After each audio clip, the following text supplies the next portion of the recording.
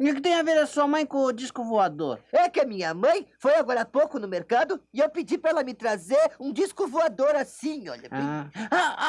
Propósito, o disco voador já foi embora.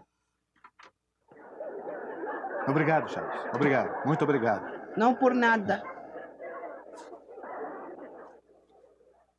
Mas eu não Porque consegui já ainda foi. entender. É porque já Não, foi não, embora. Então, o quando que eu não entendo quando ele é chega, eu por falo, quê? lá vem o disco voador. Por que essa história Quando ele do vai disco embora, eu falo voador? assim, o Por disco que voador você já está- foi embora, você entendeu? Mamãe!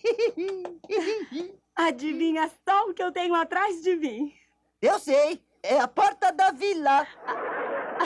Não, tesouro. Você não estava esperando que eu chegasse com Olha, Chaves, já chegou o disco voador.